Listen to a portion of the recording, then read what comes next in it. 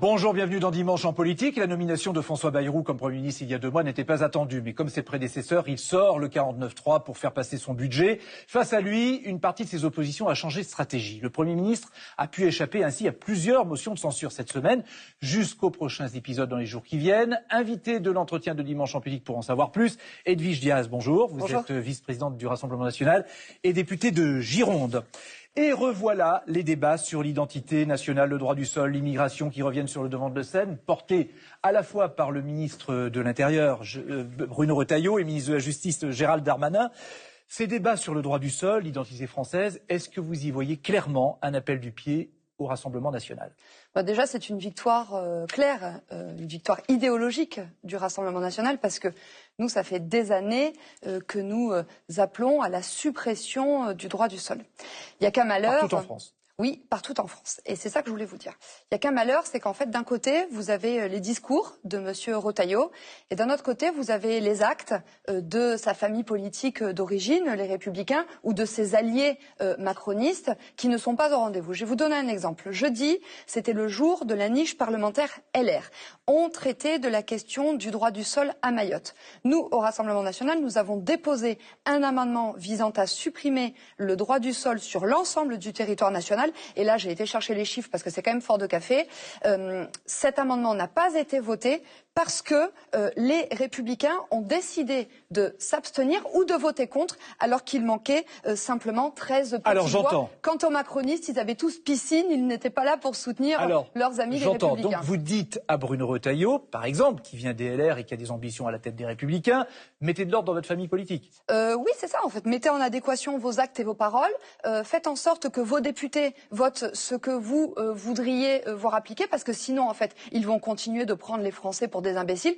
Ça nous rappelle quand même un petit peu Sarkozy, vous voyez, l'époque Sarkozy, qui parlait dur, qui parlait fort, et finalement, il ne s'est rien produit après. Donc ça veut dire aussi que Bruno Retailleau, finalement, est tout seul? Oui, je pense que Bruno Retailleau est isolé.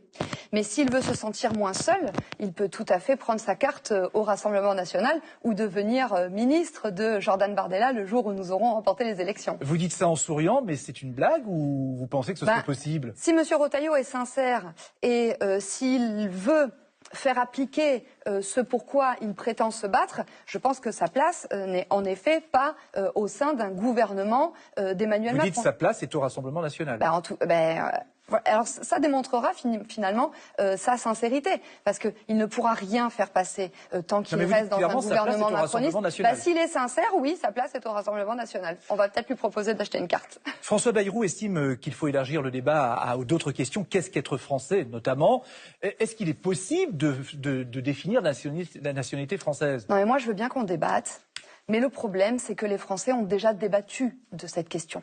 Ils ont fait confiance à hauteur de 11 millions au Rassemblement national pour porter ces sujets. 65% des Français sont pour la suppression du droit du sol. L'immense majorité des Français souhaitent qu'on restreigne l'immigration en France. Donc en fait, le débat, il a déjà eu lieu. Maintenant, il est temps de passer au vote. Et là, j'ai l'impression... ou un vote à l'Assemblée nationale, ou sinon, oui, un référendum, comme le propose Marine Le Pen. D'ailleurs, notre référendum constitutionnel... en fait, tout ce qui permettra de faire avancer les choses. Mais oui, je le dis. Qu'il y aurait une majorité à l'Assemblée nationale. En tout cas, nous serons au rendez-vous. Maintenant, M. Bayrou doit voir du côté de ses amis macronistes, parce que je vous dis, souvent, à l'Assemblée nationale, ils ont piscine, c'est-à-dire qu'ils sont absents des bancs. Quant au référendum, vous savez qu'il y a une limite constitutionnelle. Écoutez, nous pensons que le gouvernement, le président de la République, peut proposer un référendum aux Français. Nous, ce projet de loi référendaire, il est prêt. Il est disponible sur le site internet du Rassemblement national pour changer la Constitution. Et donc, vous savez, nous sommes partageurs au Rassemblement national. Nous pouvons livrer clé en main cette proposition de référendum à Emmanuel Macron. Il en faudrait 2. Un premier pour autoriser le référendum sur la nationalité, puis ensuite un deuxième... Ça tombe bien, Emmanuel Macron a dit qu'il voulait redonner la parole au peuple. Ça tombe bien, au Rassemblement national, nous y sommes également favorables. La liste des 49.3 s'allonge avec François Bayrou pour faire passer les budgets d'État et de la sécurité sociale, et chaque fois, une motion de censure déposée par la France insoumise est rejetée. J'ai l'honneur d'engager, en vertu de l'article 49 alinéa 3 de la Constitution, la responsabilité du gouvernement. Nous en sommes au 25e 49.3 des gouvernements de M. Macron. Une seule façon d'exprimer son opposition au gouvernement, c'est le vote d'une motion de censure. La majorité requise n'étant pas atteinte, la motion de censure n'est pas adoptée. Sur le fondement de l'article 49, alinéa 3 de la Constitution, j'engage la responsabilité du gouvernement. Votre PLFSS est détestable, son contenu est détestable, son budget est détestable, et le gouvernement qui le porte est détesté. Dès lors, je demande la censure de ce gouvernement. La majorité requise n'étant pas atteinte, la motion de censure n'est pas adoptée. Edwige Diaz, le Rassemblement national n'a voté aucune motion de censure contre le budget. D'autres 49.3 sont à venir. Restez-vous sur cette ligne, ne pas voter de motion de censure. Ça dépendra. Là, je vais peut-être vous expliquer pourquoi nous avons décidé de ne pas voter cette motion de censure. C'est parce que il fallait un budget à la France, parce que nous sommes des députés de terrain et nous avons entendu les inquiétudes, notamment d'un certain nombre de chefs d'entreprise, de l'armée aussi. Et donc, oui, malheureusement, en fait, ce budget est mauvais. Donc vous êtes piégé. Mais on a fait le choix. Vous êtes piégé. C'est-à-dire vous dites, vous n'êtes pas d'accord avec tout, mais vous voulez pas voter de motion de censure. En effet, je vous confirme que nous ne sommes pas d'accord avec ce budget macroniste. Mais vous êtes piégé dans la stratégie. En fait, c'est que nous sommes, pour l'instant, il ne peut pas y avoir d'élection. C'est ce que je veux vous dire. Donc en fait, on a fait le choix qui était le choix de la moins mauvaise solution. C'est-à-dire où on laissait passer un mauvais budget, où on censurait un mauvais gouvernement. Finalement, il fallait un budget à la France. Ça ne veut pas dire que nous nous interdisons pas de voter une prochaine motion de censure. Sur le budget nous verrons. Sur le budget, sur autre chose. Ça peut être aussi une motion de censure spontanée. En tout cas... c'est-à-dire que le Rassemblement national pourrait déposer une motion de censure spontanée à n'importe quel moment. Oui, c'est notre droit. Vous savez, nous... C'est votre droit, mais est-ce que ça veut dire que c'est envisagé? On verra en fonction. Vous savez, il y a encore un petit peu de temps. Mais ce que je veux vous dire, là, pour sortir de cette impasse, parce qu'en fait, c'est la France qui est dans une impasse, en raison de l'absence de majorité absolue à l'Assemblée nationale, qui est consécutive aux alliances contre nature, c'est-à-dire aux alliances entre macronistes et Nouveau Front populaire, nous disons que le déblocage de la situation ne pourra avoir lieu que s'il y a deux solutions qui sont mises sur la table. La première, c'est une dissolution de l'Assemblée nationale qui, je l'espère, interviendra le plus tôt possible, c'est-à-dire dès cet été ou dès l'automne, ou alors, comme je le souhaite, moi, comme une majorité de Français, c'est la démission d'Emmanuel Macron pour provoquer une élection présidentielle anticipée. Ça se décrète pas, une démission. Non, si vous faites pas pression. Non, mais on va pas faire pression. Mais en tout cas, j'espère qu'Emmanuel Macron sait qu'il est détesté par l'immense majorité des Français, parce que je crois qu'il ne recueille que 17% d'opinion favorable, et qu'une majorité de Français souhaite qu'il démissionne. Peut-être qu'en tant que président de la République, il peut aller dans le sens du peuple, pour une fois. Ça lui changera. Sur les motions de censure, il y a quand même deux lignes au Rassemblement national. La semaine dernière, à votre place, il y avait Jean-Philippe Tanguy qui disait qu'à titre personnel, il était pour la censure du gouvernement, et d'autres disent ça. Jordan Bardella a dit non, on ne va pas censurer. D'abord, vous êtes sur quelle ligne? Non, en fait, il n'y a pas de ligne. Mais pourquoi Jean-Philippe Tanguy a indiqué cela? C'est parce que Jean-Philippe Tanguy est notre référent budget. C'est-à-dire il dit je suis pour la censure, et Jordan Bardella, qui n'est pas des parlementaires, dit je suis contre. C'est-à-dire qu'il sait mieux que quiconque pourquoi ce budget est mauvais pour la France et les Français. Le seul sujet, c'est qu'en fait, il y a vous votez un budget, vous faites tomber le gouvernement. Mais en fait, c'est une vision globale qu'il faut avoir. Et Marine Le Pen et Jordan Bardella ont une vision globale. Et d'ailleurs, je vous ferai remarquer que Jean-Philippe Tanguy a voté conformément à la position du groupe. C'est-à-dire que nous avons tous voté comme un seul homme. Comme un seul homme, exactement. Ce qui n'est pas le cas. Ce qui n'est pas le cas chez les socialistes, par exemple, où là, il y a du rififi au sein du Nouveau Front populaire. Non, nous, au Rassemblement national, je le dis, si nous sommes le parti politique préféré des Français, c'est parce que nous faisons preuve de cohérence et que nous sommes mus par un seul intérêt. Mais il y a quand même les pour et les contre censure, même s'il y a une décision finale qui est prise à l'arrivée. Ouais. Vous vous situez dans quel camp plutôt? Non, mais moi je l'ai dit, moi je suivrai la ligne de mon parti. Et nous, ce que nous voulons avec Marine Le Pen et Jordan Bardella, c'est faire en sorte que le quotidien des Français, jusqu'à temps qu'il y ait une réélection, soit le moins horrible possible. Alors, je vais vous prendre des exemples. Oui. Parce que dans le budget qui a été voté, vous savez, il y a eu l'abaissement à 25 000 € du plafond d'assujettissement des entrepreneurs à la TVA. On l'a découvert. Bon, finalement, ça va être suspendu. Le ministre de l'économie a dit qu'il va remettre les 15 millions, et le Premier ministre, qui avaient été supprimés pour la recherche contre les cancers pédiatriques. Là aussi, tout le monde a l'air de découvrir. Surtout eux. Pas vous. Vous l'avez voté en connaissance de cause. Non, mais nous, on a voté contre le budget, monsieur. Donc, en fait, on n'était pas d'accord avec ces mesures-là. On n'a juste pas voté pour la censure. Ce sont deux choses différentes. Le budget est mauvais, on vote contre. Qu'est-ce qui est le moins mauvais? Est-ce que c'est censurer le gouvernement ou laisser passer un mauvais budget? Sauf qu'il n'y a pas eu de vote sur le budget, c'est 49.3. C'est la censure ou rien? Non, mais je vous parle de la commission mixte paritaire. Là, il y a eu un vote. D'accord. Excusez-moi. Alors, prenons un autre exemple. Dans le budget de la sécurité sociale qui va venir, il va y avoir la mise en place de la CSG pour les apprentis. C'est-à-dire, ils vont payer de l'argent alors qu'ils gagnent 1 000 € par mois. Est-ce que vous laissez passer ça? Non, mais ce sont évidemment des mauvais budgets. Ce sont oui, des mais vous ne censurez pas, Barnier, donc ça passe. Borne, Bayrou. Oui, mais sauf que vous ne censurez pas, ça passe. En fait, on censurait pour faire quoi? Pour empêcher ça. Oui, mais du coup, pour empêcher ça, mais à un moment donné, vous savez, il y a d'autres questions qui arrivent sur la table, notamment les impôts des Français. Voilà. Si il n'y a pas de budget, eh bien les Français verront leur montant d'imposition augmenter. Donc c'est pas ce que nous avons choisi. Oui, mais là c'est les apprentis qui vont payer plus, ils gagnent 1 000 € par mois, ils vont payer de la CSG, ça n'existe pas. Je sais, monsieur, c'est pour ça en fait que nous voulons remplacer ce gouvernement. Nous disons que leur politique est mais il faut très censurer mauvaise. Dans ce cas.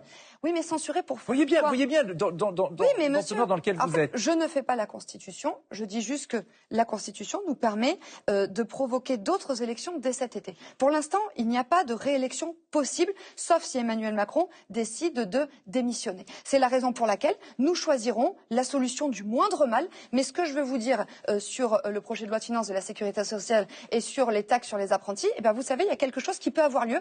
C'est un projet de loi de finances de la sécurité sociale rectificative. C'est-à-dire que, et permettez-moi de développer, que si cet été, il y a d'autres élections législatives, que Jordan Bardella arrive à Matignon, que nous avons la majorité absolue à l'Assemblée nationale, nous pourrons proposer un projet de loi de financement de la sécurité sociale et projet de loi de finances de l'État rectificative. Et là, nous pourrons annuler ces taxes supplémentaires que nous contestons radicalement, je le dis, au Rassemblement national. Nous sommes du côté des entreprises et je me permets juste de vous dire, parce que je n'ai pas eu le temps de le développer, que nous, notre programme de soutien au monde économique, il est très clair, il est disponible sur le site internet du Rassemblement national et nous sommes pour la liberté d'entreprendre et pour le soutien aux entrepreneurs. On va accueillir Nathalie Moré, journaliste politique à Ebra Presse pour sa carte blanche. Bonjour Nathalie. Bonjour Francis. La question est de savoir Bonjour Madame Diaz. Si le Rassemblement national a mis de l'eau dans son vin. Le Rassemblement national se présente comme le premier opposant à Emmanuel Macron. Mais en ne votant pas la censure cette semaine, est-ce que vous êtes toujours les adversaires numéro 1 de François Bayrou? Mais oui, absolument, parce que déjà, nous, contrairement au nouveau Front populaire, nous n'avons pas été élus grâce aux voix des uns ou des autres. C'était pas ma question. Ma question, c'est que vous n'avez pas... La France Insoumise peut clairement dire on est les premiers opposants. Parce que eux, ils votent la censure. Ah non, je ne crois pas, parce que la France Insoumise, en fait, a appelé...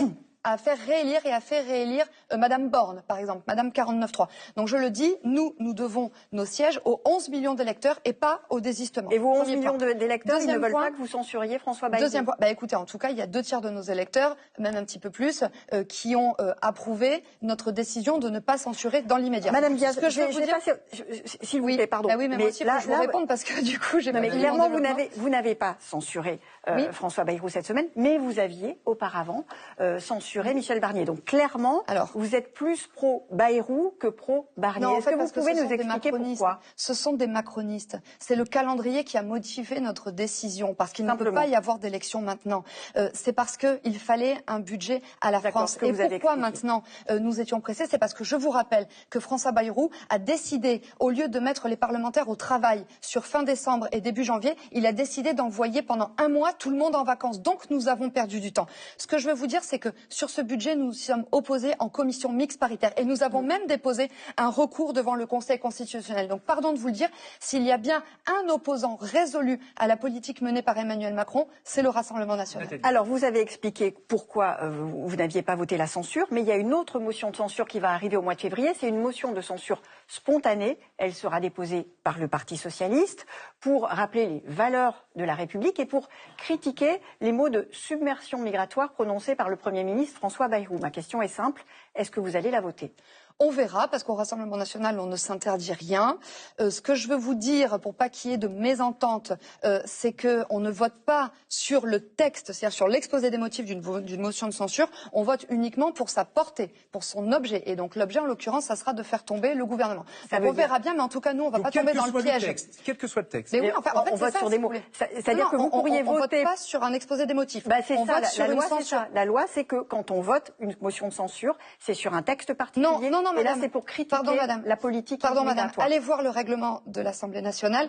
Vous verrez que l'exposé des motifs est facultatif et qu'on ne vote pas sur un exposé des motifs. On vote sur un texte. Par contre, ce que je veux vous dire, parce que ça, à la limite, voilà, c'est du réglementaire, c'est du... Ce que je veux vous dire, le suspense, c'est ça. Ce que je veux vous dire, c'est que nous, on ne tombera pas dans le piège du Parti socialiste qui essaye de se racheter une virginité parce que tout le monde sait qu'ils se sont mis dans la main de la France insoumise pour essayer de conserver leur siège et qu'aujourd'hui ils se mettent dans la main des macronistes pour empêcher une dissolution parce qu'ils savent très bien. Mais vous pourriez quand même voter leur motion de censure de l'Assemblée nationale, eh bien ils ne sont pas certains de retrouver leur siège.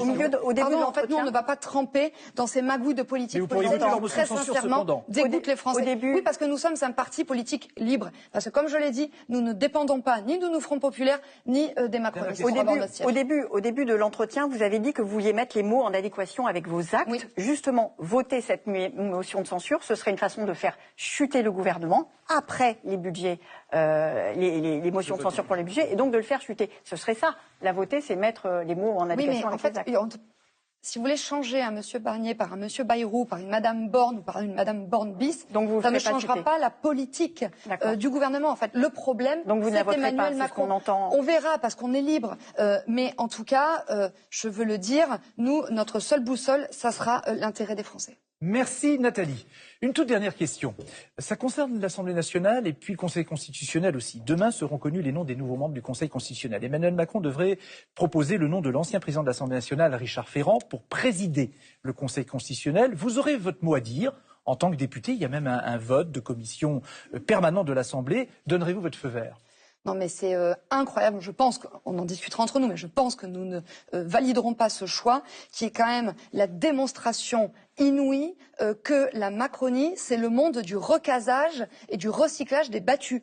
Parce que Richard Ferrand, qui était président de l'Assemblée nationale, a été battu dans sa circonscription du Finistère en 2022. Et aussi, ça pose la question de l'indépendance du Conseil constitutionnel, parce que si c'est un proche, très proche d'Emmanuel Macron, qui est nommé président du Conseil constitutionnel, je pense que les Français pourront légitimement s'interroger sur l'indépendance de cette instance. Merci Edwige Diaz d'avoir accepté notre invitation dans Dimanche en politique. À revoir sur l'application ou le site France Info et sur la plateforme France TV. Dimanche en politique se poursuit.